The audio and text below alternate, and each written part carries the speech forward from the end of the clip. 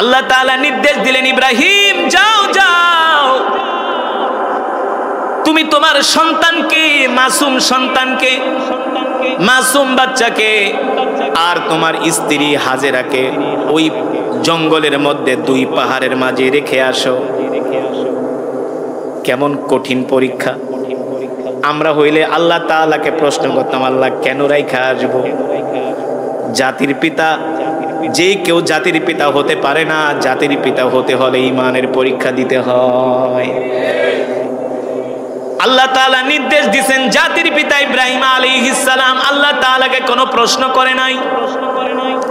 Syria থেকে হযরত হাজেরা আলাইহিস সালামকে নিয়ে, ইসমাইল আলাইহিস সালামকে নিয়ে জাতির পিতা মক্কার উদ্দেশ্যে রওনা দিলেন। এবারে দুই পাহাড়ের মাঝে জঙ্গলের মধ্যে পুত্র ইসমাইল আলাইহিস সালামকে আর হাজেরা আলাইহিস সালামকে দুইজনকে জঙ্গলের মধ্যে রেখে দিয়া বলতেছে, হাজেরা এই জঙ্গলের মধ্যে তুমি তোমার সন্তানকে নিয়ে থাকো, আমি সিরিয়ায় চলে গেলাম। চিন্তা করছেন? কথাটা যত সহজ কিন্তু বিষয়টা তত কঠিন, ঠিক কিনা বলেন? একটা মাসুম বাচ্চাকে নিয়ে হাজেরা আলাইহিস সালামকে ইব্রাহিম আলাইহিস সালাম জঙ্গলের মধ্যে রাইখা বলে, তোমরা থাকো, আমি সিরিয়ায় চলে গেলাম। পয়গম্বর ইব্রাহিম আলাইহিস সালাম কলিজার টুকরা ছোট সন্তানকে যখন রাইখা জঙ্গলের মধ্যে চলে যায়, তার কলিজা ফেটে যায়, চোখ দিয়া অশ্রু ঝরে, কিন্তু কোনো কথা বলতে পারে না। নির্দেশ কার? জোরে বলুন, নির্দেশ কার? আল্লাহ তাআলার নির্দেশের সামনে কিভাবে জাতির পিতা মাথা নত করেছেন। আর বর্তমানে জাতির পিতার সন্তানরা ঠিক মতো নামাজই পড়ে না, সুদের ব্যবসা করে। আগেই তো বলেছি, জাতির পিতা যেমন সন্তানও তেমন, আর যেমন জাতির পিতা তেমন তার সন্তান। আল্লাহু আকবার। হাজেরা আলাইহিস সালাম প্রশ্ন করলেন, ও প্রাণের স্বামী, সিরিয়া থেকে মক্কায় নিয়ে আসলেন, দুই পাহাড়ের মাঝখানে গভীর জঙ্গলের মধ্যে আমাকে আমার সন্তানকে রেখে আপনি সিরিয়ায় চলে যাচ্ছেন, একবারও কি আমাদের কথা চিন্তা করলেন না? আমাদের কি উপায় হবে? কেন রেখে যাচ্ছেন? ইব্রাহিম আলাইহিস সালাম আসমানের দিকে আঙ্গুল তুলে বললেন, নির্দেশ কার? জোরে বলুন, নির্দেশ কার? আল্লাহ তাআলার নির্দেশ। যখন তিনি আসমানের দিকে আঙ্গুল তুললেন, হাজেরা আলাইহিস সালাম দ্বিতীয়বার কোনো প্রশ্ন করেন নাই। এ মুসলমান, ও যুবকেরা, আল্লাহ তাআলার বিধানের সামনে, আল্লাহ তাআলার হুকুমের সামনে কিভাবে মাথা নত করেছেন। এবার শিশু মাসুম বাচ্চা ইসমাইল আলাইহিস সালাম হাজেরা আলাইহিস সালামকে রেখে জাতির পিতা ইব্রাহিম আলাইহিস সালাম সিরিয়ায় চলে আসলেন। আল্লাহু আকবার। এবার কলিজার টুকরা মাসুম সন্তানকে নিয়ে দুই পাহাড়ের মাঝখানে জঙ্গলের মধ্যে একজন মহিলা, খাবে কি? খাবার নাই, পানিও নাই। পয়গম্বর ইসমাইল আলাইহিস সালাম ক্ষুধার যন্ত্রণায়, পানির পিপাসায় কাতর হয়ে যাচ্ছে। এই দৃশ্য কোনো মা সহ্য করতে পারে না, ঠিক কিনা বলেন?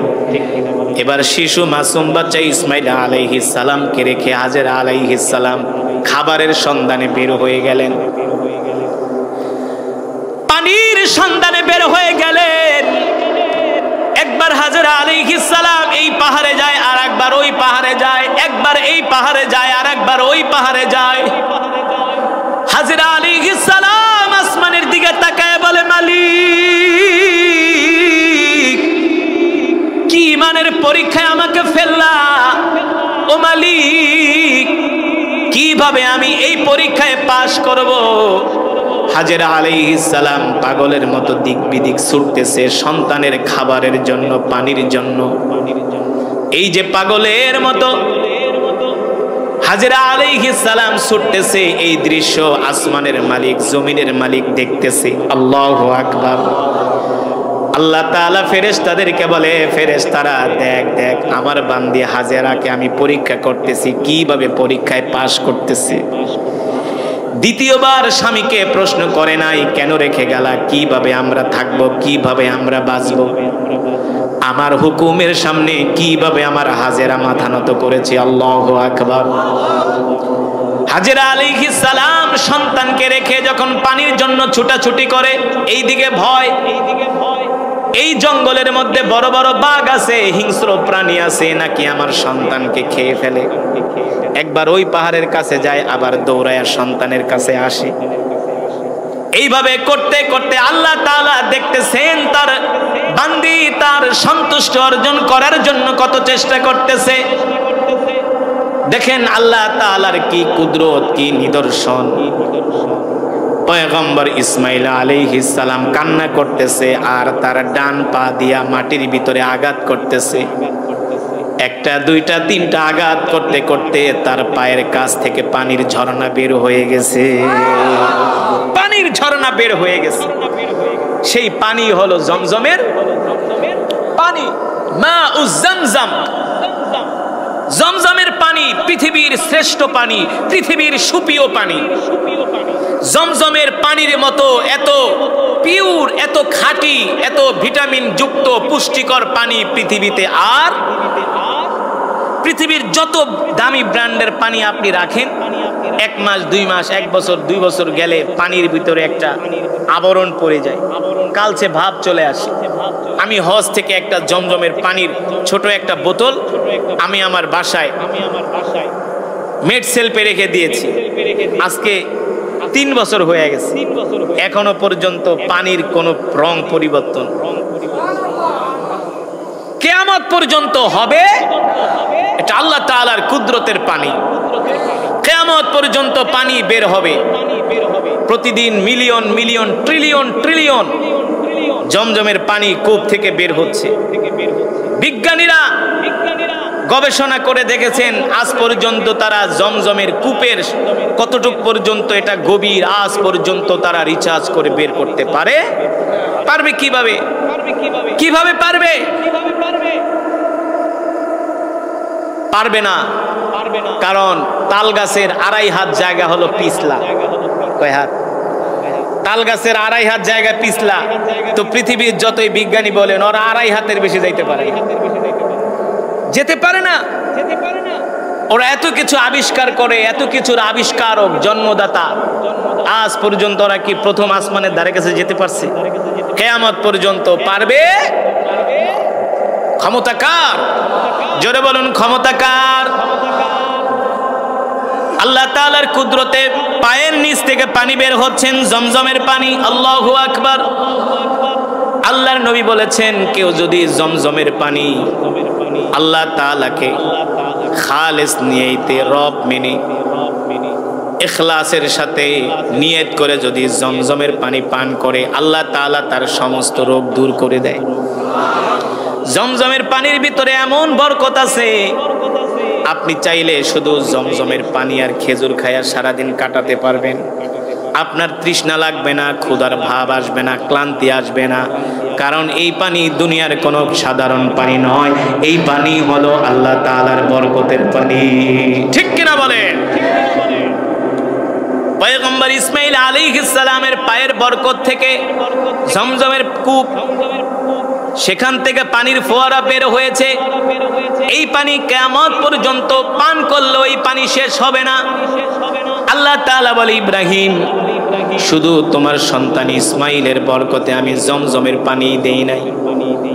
এ ইব্রাহিম, আমি তোমার সন্তান ইসমাইল আলাইহিস সালামের মাধ্যমে সারা পৃথিবীর মানুষদেরকে মেসেজ দিতে চাই, সারা পৃথিবীর মানুষদেরকে জানায় দিতে চাই আল্লাহ তাআলার গোলামি কিভাবে করতে হয়, কিভাবে করতে হয়। এবার একটা ফুটফুটে সুন্দর বালক যখন বাবার সাথে হাটে যায়, বাজারে যায়, বাবার সাথে কাজ কর্মে বাবাকে হেল্প করে, বাবাকে সহযোগিতা করে, এমন একটা সময় আল্লাহ তাআলা স্বপ্নের মধ্যে দেখালেন, ইব্রাহিম, তুমি তোমার প্রিয় বস্তুটাকে কোরবানি করে দাও আল্লাহ তাআলার রাস্তায়। জাতির পিতা ইব্রাহিম আলাইহিস সালামের যত সম্পদ ছিল সব সম্পদগুলো আল্লাহর রাস্তায় দান করে দিছে। আল্লাহ তাআলা বলেন, না না না ইব্রাহিম, তুমি তোমার প্রিয় বস্তুটাকে আল্লাহর রাস্তায় কোরবানি করে দাও। জাতির পিতা ইব্রাহিম আলাইহিস সালাম মনে মনে ভাবে, এই দুনিয়াতে আমার কাছে যত সম্পদ ছিল সব সম্পদগুলো আমি আল্লাহ তাআলার রাস্তায় কোরবানি করে দিয়েছি, দান করে দিয়েছি। এখন তো একমাত্র আমার সন্তান ছাড়া আমার কাছে আর কোনো আদরের বস্তু নাই। সন্তানই আমার সম্পদ। পয়গম্বর বুঝতে পেরেছেন আল্লাহ তাআলা তার সন্তানকে কোরবানি করার জন্য বলছেন। যারা হজে গিয়েছেন, যেখানে পয়গম্বর ইসমাইল আলাইহিস সালামকে জবে করার জন্য নিয়ে গেছে একটা পাহাড়ের কাছে, যখন হাজী সাহেবরা মিনা থেকে যখন কঙ্কর মারার জন্য, শয়তানকে কঙ্কর মারার জন্য আসে, ওই জায়গাটা এখনো আছে, ছোট একটা মিনারের মতো। গভীর নির্জন জঙ্গল, গভীর নির্জন জঙ্গল, আশেপাশে কোনো ঘর নাই, বাড়ি নাই। বাইতুল্লাহ থেকে, মক্কা থেকে, কাবা থেকে 10 কিলোমিটার দূরে একটা গভীর জঙ্গলে সন্তানকে নিয়ে আসছে বাবা। কত বড় ইমানের পরীক্ষা। এবার সন্তানকে নিয়ে এসে বাবা বলতেছে, সন্তান, আমি রাত্রেবেলা স্বপ্ন দেখেছি, আল্লাহ তাআলা আমাকে নির্দেশ দিয়েছে আমি আল্লাহ তাআলার সন্তুষ্টির জন্য তোমাকে আমি জবাই করব, কোরবানি করব। আল্লাহু আকবার। ফাবাশশারনাহু বিগুলামিন হালিম ফালাম্মা বালাগা মাআহু সায়া ক্বালা ইয়া বুনাইয়া ইন্নী আরা ফিল মানামি আন্নী আযবাহুকা ফানজুর মাযা তারা قال يا أبت افعل ما تؤمر ستجدني إن شاء الله من الصابرين الله أكبر পয়গম্বর বলতেছে, ইসমাঈল, আমি তোমাকে আল্লাহ তাআলার সন্তুষ্টির জন্য কোরবানি করব। ইসমাঈল আলাইহিস সালাম বলে, বাবা আপনি কোনো চিন্তা করবেন না, আল্লাহ তাআলার পক্ষ থেকে আপনাকে যে নির্দেশ দেওয়া হয়েছে আপনি সেই নির্দেশ বাস্তবায়ন করেন, আপনি আমাকে ধৈর্যশীলদের কাতারে পাবেন। পয়গম্বর ইসমাঈল শুয়ে পড়লেন আর বাবাকে বললেন, বাবা আপনি আমার 2 হাত বাঁধেন, 2 পা বাঁধেন, কারণ আপনি যখন আমার গলার মধ্যে ছুরি চালাবেন ওই সময়ে যদি আমি আমার হাত পা নাড়াচাড়া করি আপনার গায়ে লাগলে আমার বেয়াদবি হয়ে যাবে। আল্লাহু আকবার। কত বড় ঈমানের পরীক্ষা, কত বড় ঈমানের পরীক্ষা। সেইখানে যদি আল্লাহ তাআলা নির্দেশ দিত চূড়ান্ত পর্যায়ে যে জবাই করো, আসলে জবাই করার উদ্দেশ্য ছিল না, ইব্রাহিম আলাইহিস সালামের ঈমানের পাওয়ার পরীক্ষা করার উদ্দেশ্য ছিল যে আল্লাহ তাআলাকে কতটুকুন ভালোবাসে। ঠিক কিনা বলেন? আজকে আমরা সেই পয়গম্বর, জাতির পিতার সন্তান, আজকে আমরা ঠিক মতো নামাজ পড়ি না, আল্লাহর কোরআন পড়ি না, আল্লাহর দ্বীন মানি না, না আল্লাহর দ্বীন মানি না।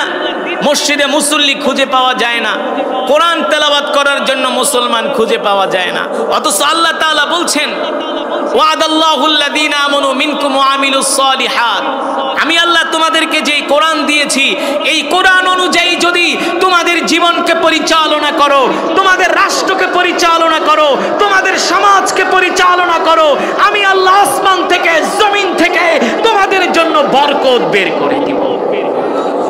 কিন্তু আমরা কোরআন অনুযায়ী চলবো তো দূরের কথা, বর্তমানে আমরা কোরআনের বিরুদ্ধে অবস্থান নিয়েছি। ঠিক কিনা বলেন? আল্লাহ রাব্বুল আলামিন বলেন, আল্লাযী খালাকা সাবআ সামাওয়াতিন তিবাকা মা তারা ফি খালকির রহমানি মিন তাফাউত ফারজি'ল বাসারা হাল তারা মিন ফুতুর। আল্লাহ রাব্বুল আলামিন বলেন, নবী দুনিয়ার মানুষদেরকে বলে দেন আমি আল্লাহ তাআলা এমন রব যে রব কিনা তাদের মাথার উপরে খুঁটিবিহীন 7টা আসমানকে ঝুলিয়ে রেখেছেন। ঠিক কিনা বলেন?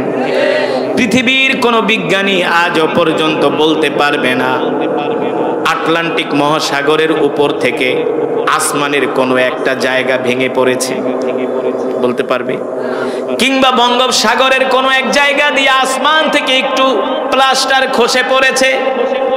আল্লাহ রাব্বুল আলামিন বলেন, না না না, কিয়ামত পর্যন্ত আমার 7টা আসমান অক্ষত থাকবে, এটা হলো আমার রবের ক্ষমতা। ঠিক কিনা বলেন? আল্লাহ রাব্বুল আলামিন বলে, দুনিয়ার মানুষ, আমি আল্লাহ তাআলা তোমাদেরকে দুনিয়াতে পাঠিয়েছি, এই আসমানের নিচে তোমরা বসবাস করতেছ। তোমরা ভেবো না আমি আল্লাহ তোমাদেরকে দুনিয়াতে এমনি এমনি পাঠাইছি। না না না, আমি আল্লাহ তোমাদেরকে দুনিয়াতে এমনি এমনি পাঠাই নাই। আমি আল্লাহ তোমাদেরকে দুনিয়াতে পাঠানোর পেছনে আমার উদ্দেশ্য রয়েছে। আল্লাহ রাব্বুল আলামিন বলেন, কি উদ্দেশ্য?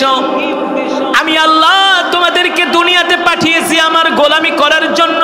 ঠিক কিনা বলেন? কার গোলামি? আল্লাহ তাআলা বলেন, আমার গোলামি করার জন্য আমি তোমাদেরকে দুনিয়াতে পাঠিয়েছি। শুধু আমি আল্লাহ তোমাদেরকে দুনিয়াতে গোলামি করার জন্যই পাঠাই নাই, আমি রব মাঝে মাঝে তোমাদেরকে কিছু পরীক্ষা করব। পরীক্ষা করে আমি দেখব তোমাদের ঈমানের শক্তি কতটুকু আছে। আল্লাহ তাআলা বলেন, সেই ঈমানের পরীক্ষাগুলো হবে, وَلَنَبْلُوَنَّكُمْ بِشَيْءٍ مِّنَ الْخَوْفِ وَالْجُوعِ وَنَقْصٍ مِّنَ الْأَمْوَالِ وَالْأَنفُسِ وَالثَّمَرَاتِ وَبَشِّرِ الصَّابِرِينَ الَّذِينَ إِذَا أَصَابَتْهُم مُّصِيبَةٌ قَالُوا إِنَّا لِلَّهِ وَإِنَّا إِلَيْهِ راجعون। আল্লাহু আকবার। আল্লাহ রাব্বুল আলামিন বলেন, নবী দুনিয়ার মানুষদেরকে বলে দেন, আমি আল্লাহ মাঝে মাঝে মুমিনদেরকে ক্ষুধা দিয়া তাদেরকে আমি পরীক্ষা করব। কি দিয়া? দারিদ্রতা দিয়া, অভাব দিয়া আমি আল্লাহ মাঝে মাঝে মুমিনদেরকে পরীক্ষা করব। আমি আল্লাহ মাঝে মাঝে তাদেরকে অভাবের মধ্যে ফেলে দিব। কিসের মধ্যে? দেখবো তারা অভাবের মধ্যে পড়ার পরে তারা ব্র্যাক ব্যাংক থেকে, কৃষি ব্যাংক থেকে, আশা ব্যাংক থেকে, গ্রামীণ ব্যাংক থেকে তারা সুদের পয়সা আনে কিনা? কিসের পয়সা? এখন তো বাংলাদেশে রমরমা সুদের ব্যবসা চলতেছে। ঠিক কিনা বলেন? প্রতিটা ঘরে ঘরে সুদ, প্রতিটা ঘরে ঘরে সুদ, প্রতিটা ঘরে ঘরে সুদের কারবারি। একটু অভাবে পড়ে গেলে, বিপদে পড়ে গেলে কয় তাড়াতাড়ি সুদ নিয়ে আসো, সুদে টাকা নিয়ে আসো। আপনাদের এলাকায় আছে কি আছে না? সুদখোর আছে? হ্যাঁ, সুদখোর। নাউজুবিল্লাহ বলেন। সুদের সবচেয়ে ছোট গুনাহ হচ্ছে নিজের মায়ের সাথে বাইতুল্লাহর সামনে জিনা করা। বলেন নাউজুবিল্লাহ। সুদখোরের কোনো ইবাদত আল্লাহর দরবারে কবুল হবে না। সুদখোর যতই নামাজ পড়ুক না কেন তার নামাজ কবুল হবে না। সুদখোর যতই মসজিদ বানাক না কেন মসজিদ বানায় কোনো লাভ নাই। সুদের টাকা দিয়া হজ করলে তার হজ কবুল হবে না। সুদের টাকা দিয়া কোরবানি দিলেও তার কোরবানি কবুল হবে না। ঠিক কিনা বলেন? আল্লাহ রাব্বুল আলামিন বলেন, নবী আমি আল্লাহ শুধু তাদেরকে অভাব দিয়েই পরীক্ষা করব না। وَلَنَبْلُوَنَّكُمْ بِشَيْءٍ مِّنَ الْخَوْفِ وَالْجُوعِ আমি আল্লাহ ক্ষুধা দিয়া পরীক্ষা করব। আমি আল্লাহ তাদের ক্ষেতের ফসলগুলো নষ্ট করে দিব। শুধু ক্ষেতের ফসল না, আমি আল্লাহ তাদের সন্তানকে দুনিয়ার জমিন থেকে নিয়ে নিব। দুনিয়াতে এমন আছে কি আছে না? এক বাবার এক পুত না, বাচ্চাটা কেবল 4-5 বছর বয়স হয়েছে, বাবার সাথে মায়ের সাথে একটা গভীর সম্পর্ক, সেই সময় আল্লাহ দুনিয়া থেকে নিয়ে গেছে। এমন পরীক্ষা আল্লাহ করেন কি করেন না? যখন এমন পরীক্ষার মধ্যে দুর্বল ইমানের মুসলমানরা পতিত হয়, তখন তারা আল্লাহ তাআলাকে দোষারোপ করে। নাউজুবিল্লাহ। বলে, আল্লাহ তুমি কি আমাকেই দেখলা? আমার কলিজার টুকরাটা তুমি নিয়ে গেলা, তোমার কি মায়া লাগলো না? অথচ মুসলমান জানো না তুমি আর তোমার সন্তানকে কতটুকুন ভালোবাসো। তোমার চেয়ে তোমার রব তোমার সন্তানকে আরো মিলিয়ন মিলিয়ন ট্রিলিয়ন ট্রিলিয়ন গুণ ভালোবাসে। আল্লাহ রাব্বুল আলামিন সে কথাই কোরআনুল কারীমের মধ্যে বলছেন, আমি আল্লাহ তোমাদেরকে মাঝে মাঝে পরীক্ষা করব। পরীক্ষার মধ্যে আমি আল্লাহ তোমাদেরকে পতিত করব, কারণ আমি আল্লাহ দেখব তোমাদের ঈমানের পাওয়ার কতটুকুন আছে। ঠিক কিনা বলেন? আমাদের জাতির পিতা নাম কি? জোরে বলেন। মুসলমানের জাতির পিতার নাম হলো ইব্রাহিম আলাইহিস সালাম। ঠিক কিনা বলেন? ইব্রাহিম আলাইহিস সালাম ছাড়া দ্বিতীয় কেউ মুসলমানের জাতির পিতা হতে পারে না। ইব্রাহিম আলাইহিস সালাম ছাড়া কেউ মুসলমানের জাতির পিতা হতে পারে না, শয়তানের পিতা হতে পারে। ঠিক কিনা বলে? যে কাউকে জাতির পিতা বানায় দেয়। জাতির পিতা হওয়া কি এত সোজা নাকি? হ্যাঁ, জাতির পিতা হওয়া কি এত সোজা নাকি? জনগণের ঘাড়ের উপরে জোর করে জাতির পিতাকে চাপিয়ে দেওয়া যায়। আসলে জাতির পিতার জুতার ধুলি কমান সমানো তার যোগ্যতা হয় না। ঠিক কিনা বলে? আমরা সেই জাতির পিতার সন্তান। আমাদের পিতা, আমাদের আব্বা হচ্ছে হযরত ইব্রাহিম আলাইহিস সালাম। কেমন ছিলেন আমাদের জাতির পিতা? কেমন ছিলেন? বর্তমানে আমাদের পিতাদেরকে তো ক্ষমতার লোভ দেখাইলে গণেশ উল্টে যায়। ঠিক কিনা বলেন? কিন্তু আমাদের জাতির পিতা কেমন জাতির পিতা ছিলেন? নমরুদ অগ্নিকুণ্ডের মধ্যে জাতির পিতাকে নিক্ষেপ করছে না? জাতির পিতা কি বলেছিলেন? আমাদের পিতা, আমাদের আব্বা কি বলেছিলেন? এ নমরুদ, আমার রব যদি না চায় তুই আমার একটা পশমও পড়তে পারবি না। ঠিক কিনা বলেন? কেমন ছিলেন আমাদের জাতির পিতা, যিনি অগ্নিকুণ্ডের মধ্যে থেকেও নমরুদের বিরুদ্ধে হুঙ্কার দিয়েছেন। সেই জাতির পিতার সন্তান হলাম আমরা। হ্যাঁ, আর যে কাউকে আমরা জাতির পিতা বানাই, তো জাতির পিতাও যেমন জাতির সন্তানগুলো, হ্যাঁ, যেমন পিতা তেমনই তো সন্তান। কারণ আম গাছ থেকে কখনো কাঁঠাল হয় না। গাছ যেমন হয়, যারা জাতির পিতার সন্তান হয় তারা আল্লাহ ছাড়া কারো সামনে মাথা নত করে না। যারা জাতির পিতার সন্তান হয় তারা হক কথা বলতে দ্বিধা করে না। যারা জাতির পিতার সন্তান হয় তারা কোরআনের কথা বলতে যে কারো রক্তচক্ষুকে ভয় করে না। ঠিক কিনা বলেন? আর বর্তমানে জাতির পিতার সন্তানরা সব হলো সুদখোর আর ঘুষখোর, হ্যাঁ, টেন্ডারবাজ, জমি দখলকারী, চাঁদাবাজ। কিন্তু জাতির পিতার সন্তানরা কি এই সমস্ত অন্যায় কাজ করতে পারে? কেমন ছিলেন জাতির পিতা? কেমন ছিলেন বাবা? যেমন বাবা তেমন তার সন্তান না?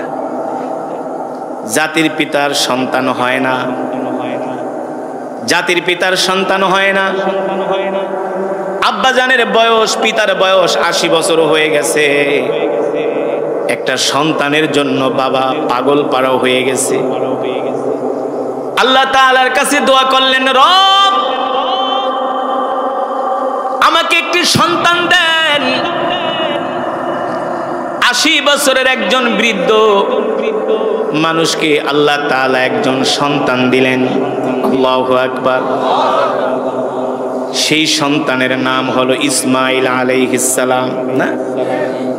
জাতির পিতায় মক্কায় থাকতেন না, তিনি ছিলেন সিরিয়ায়। দেখেন কেমন পরীক্ষা।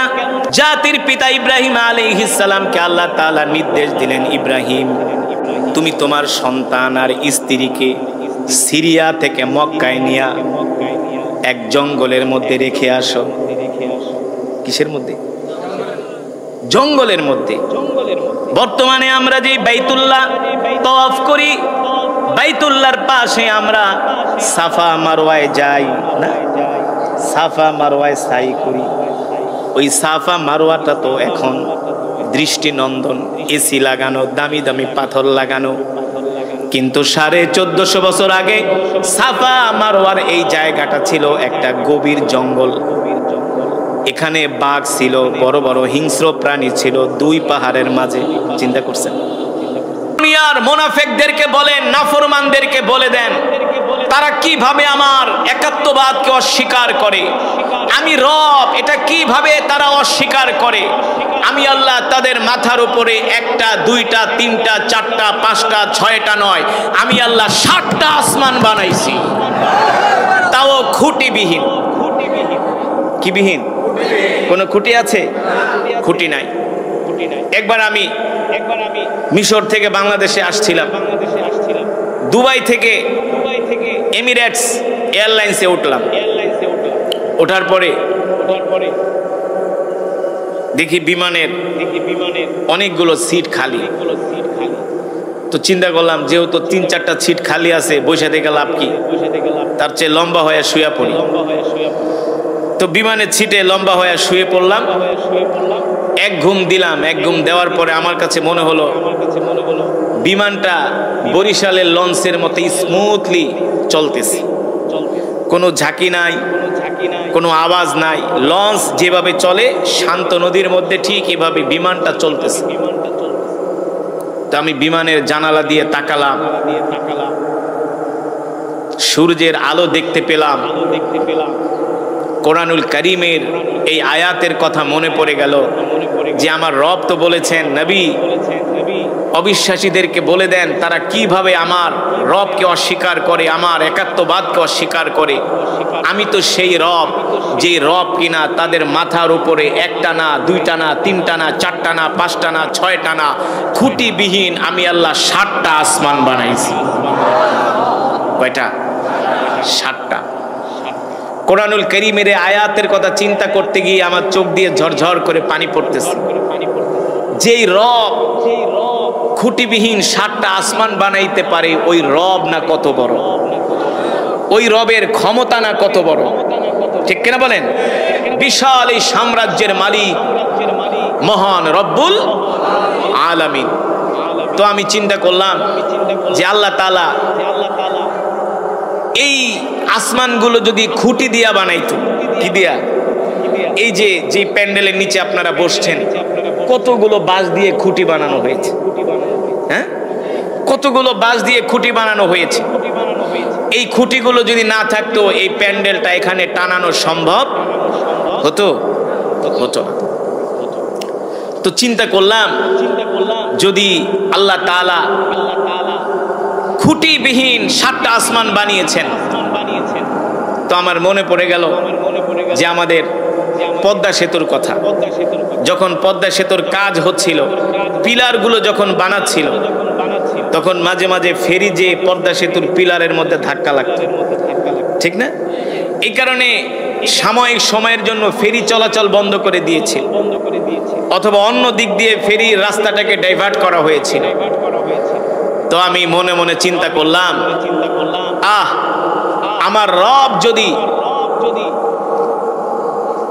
আসমানের মধ্যে খুঁটি দিত, খাম্বা দিত, পিলার দিত, তাহলে এই আসমানের নিচ দিয়ে পৃথিবীর কোনো বিমান চলাচল করতে পারতো না। পারতো? কারণ এক একটা বিমান যে আসমানের পিলারের সাথে ধাক্কা লেগে বিমান ক্রাশ করত, বিমান অ্যাক্সিডেন্ট করত, ঠিক কিনা বলেন? বাস, প্রাইভেট কারে আর কত মানুষ যাতায়াত করে সারা পৃথিবীতে। 700 কোটি মানুষের মধ্যে একটা পরিসংখ্যানে দেখা গেছে প্রায় 3 থেকে 350 কোটি মানুষ প্রতি বছর বিমানে যাতায়াত করে। এই যে দেখেন হজ হচ্ছে, প্রায় সারা পৃথিবী থেকে 20 থেকে 25 লক্ষ মুসলমান শুধু হজের সফরে যাচ্ছে। হ্যাঁ, হজ তো আছেই, ওমরা প্রতি বছর প্রতিদিন ওমরায় লক্ষ লক্ষ মানুষ মক্কাতুল মুকাররমা, মদিনাতুল মুনাওয়ারা যাচ্ছে। সারা পৃথিবীর সবচেয়ে বড় বাণিজ্য হয় বিমানের মাধ্যমে। কিসের মাধ্যমে? আপনি যদি গুগলে ঢোকেন রাত্রবেলা দেখবেন হাজার হাজার ঝাঁকে ঝাঁকে বিমান আকাশ দিয়া উঠতেছে। তো আসমানে যদি এই পিলারগুলো থাকতো, বিমানগুলো চলতে পারতো? চলতে পারতো? আল্লাহু আকবার বলবেন না? জোরে বলেন আল্লাহু আকবার। বর্তমানে কিছু নারী তারা নিজেদের অধিকার চাচ্ছে। কি অধিকার? বাংলাদেশের পুরুষরা নাকি নারীদেরকে তাদের অধিকার দেয় না, আমরা নাকি তাদের অধিকার দেই না। এত কষ্ট করি মহিলাদের জন্য, সকাল 6টায় কাজে যায়, রাত 12টা বাজে আসে, দুপুরের ভাতটাও ঠিক মতো খায় না, তাও নাকি আমরা তাদের অধিকার। নিজে ছিঁড়া কাপড় পরা স্ত্রী সন্তানকে ভালো কাপড় পরাই। আপনারা পড়ান না? ভালো একটা জিনিস নিজে না খেয়ে পকেটে করে স্ত্রী সন্তানের জন্য নিয়ে আসি, তারপরও নাকি আমরা নারীর অধিকার দেই না। ডক্টর ইউনূস বলতেছে এখন কি প্রয়োজন? নারীর অধিকার লাগবে। কি লাগবে? নারীর অধিকার লাগবে। কিভাবে লাগবে? পুরুষ যদি বিয়ে করে 4টা, মহিলাও নাকি 4টা বিয়ে করতে হবে। এখন আবার মহিলাদের স্লোগান, আমার দেহ আমি দিব, যাকে খুশি তাকে দিব। এগুলো নাকি নারীর অধিকার। শুধু এখানেই শেষ না, সম্পত্তিতে নারীদেরকে সমান ভাগ দিতে হবে। আপনার বাবার সম্পত্তি আপনি যতটুকুন সম্পত্তির ভাগ পাবেন, আপনার বোনও ততটুকুন সম্পত্তির ভাগ পাবে। এটা বলতেছে ওরা। অথচ আল্লাহ তাআলা কোরআনুল কারীমের মধ্যে বলছেন যে না, ইউসিকুমুল্লাহু ফি আওলাদিকুম লিয-যাকারি মিসলু হাযযিল উনসায়াইন। আল্লাহ তাআলা এখানে কিভাবে সম্পদের ভাগ করতে হবে সেটা আল্লাহ তাআলা কোরআনে বলে দিয়েছেন। দুইজন নারীর সমান একজন পুরুষ সম্পদের ভাগ পাবে। দুইজন নারী যতটুকুন পাবে একজন পুরুষ ততটুকুন পাবে। দুইজন বোন যতটুকুন সম্পদ পাবে একজন ভাই ততটুকুন সম্পদ পাবে। দেখেন, একজন পুরুষ শুধু বাবার সম্পত্তির ভাগ পায়, আর একজন মহিলা সে যদি হয় মা, তাহলে তার সন্তান তার ভরণ পোষণের দায়িত্ব নেয়। কথা বলেন, আমরা আমাদের মায়ের যত টোটাল খরচ আছে এটা আমরা বহন করি কি করি না? তার কাপড় চোপড়, পোশাক, তার চিকিৎসা, তার খাওয়া দাওয়া, অল এভরিথিং যা প্রয়োজন আমরা সন্তান হিসেবে মায়ের দায়িত্ব পালন করি কি করি না? আবার এই মাই যদি হয় স্ত্রী, একজন নারী যদি হয় স্ত্রী, সেই স্ত্রীকেও তো স্বামী তার ভরণ পোষণের দায়িত্ব পালন করে।